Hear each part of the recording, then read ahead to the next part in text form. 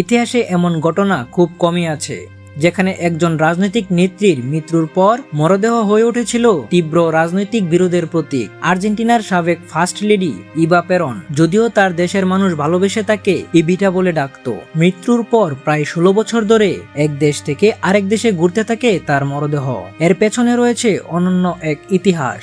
1952 সালের 26শে জুলাই মাত্র 33 বছর বয়সে হঠাৎ জরায়ুমুখের ক্যান্সারে আক্রান্ত হয়ে মারা যান ইভা পেরন। সর্বস্তরের মানুষ, বিশেষ করে দরিদ্র মানুষের কাছে ব্যাপক জনপ্রিয়তা পাওয়া এই নেত্রীর মরদেহ বিশেষ প্রযুক্তিতে সংরক্ষণ করা হয়। তবে 1955 সালে অনাকাঙ্ক্ষিত এক সামরিক অভ্যুত্থানে তার স্বামী প্রেসিডেন্ট হুয়ান পেরন ক্ষমতাচ্যুত হলে পরিস্থিতি পুরোপুরি বদলে যায়। নতুন সরকার আশঙ্কা করে ইভিটার মরদেহ পেরনপন্থীদের আন্দোলন ও বিপ্লবের মূল প্রতীক হয়ে উঠতে পারে। সেই ভয়েই কাচের কফিন থেকে মরদেহ সরিয়ে তা গোপনে গুম করে ফেলা হয়। তারপর শুরু হয় দীর্ঘ এক অদ্ভুত ও রহস্যময় যাত্রা। কখনো সামরিক গোয়েন্দা কেন্দ্রে, কখনো ব্যানের ভেতর, আবার কখনো নাম না জানা গোপন স্থানে রাখা হতে থাকে এই মরদেহ।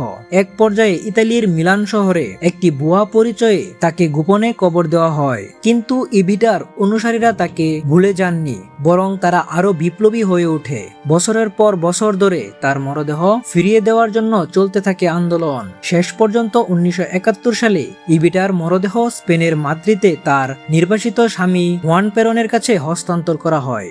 পরবর্তীতে 1974 সালে হুয়ান পেরনের মৃত্যুর পর ইভিটার মরদেহ পুনরায় আর্জেন্টিনায় ফিরিয়ে আনা হয় এবং সবশেষে 1976 সালে বুয়েন্স আইরেসের অত্যন্ত সুরক্ষিত ও লারিকোলেতা সমাধিগৃহে তাকে সমাহিত করা হয়। মৃত্যুর 24 বছর পরও ইভিটার রাজনৈতিক প্রভাব এতটাই শক্তিশালী ছিল যে পরবর্তীতে কোনোদিন যেন কেউ তাকে কফিন চুরি করতে না পারে, সেজন্য তাকে সমাহিত করা হয় মাটির প্রায় 5 মিটার গভীরে। এ যেন জনপ্রিয়তা ও বিপ্লবের এক দারুণ প্রতিচ্ছবি।